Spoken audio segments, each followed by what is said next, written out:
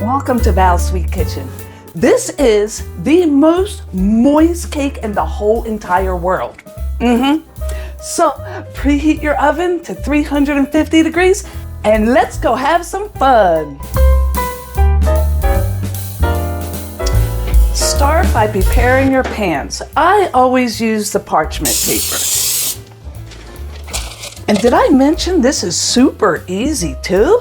You just take 3 cups of flour, leveled,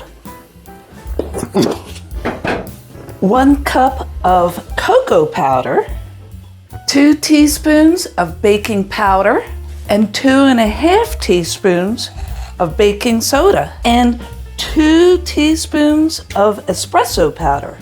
The espresso powder is going to enhance the chocolate. You won't taste the coffee flavor. You'll just taste more rich chocolate. And 1.5 teaspoons of kosher salt. Mix that all in there. So you sift the baking soda and baking powder all around the bowl. Sifting adds air to the mixture and ensures that you don't have any lumps anywhere.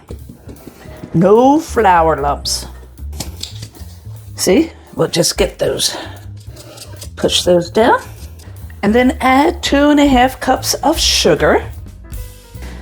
And give that a whiz. And distribute. Make sure everything's fully distributed around the bowl.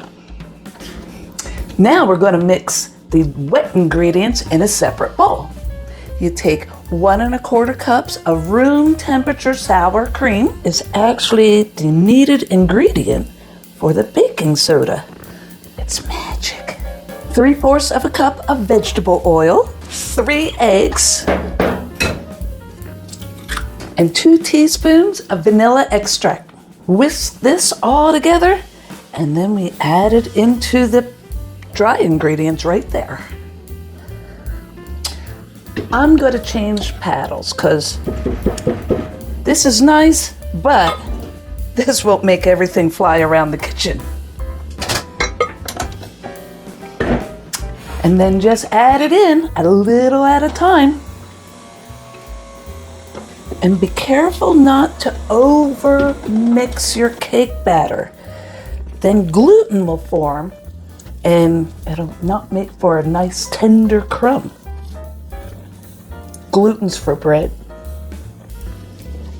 I'm just checking it because you stir it just until it's combined. It's rather hard, yep. See, there's a little bit of flour on the bottom, so now you add very gradually 1 cup of hot coffee. That's going to bloom the cocoa powder. Pulsing your mixer helps keep everything in the bowl and not splat all over the place. And I always scrape my bowl and my beater to make sure nothing's hiding anywhere. Nothing worse than pouring it into your pans and out comes a chunk of something dry. Now I use cake strips, and all that is just a strip of fabric that goes around the outside, and it changes the baking process so a dome doesn't form and you get flat tops every time. And then take your batter and distribute it amongst your pans. All right, and bake for 30 minutes or until a toothpick comes out clean.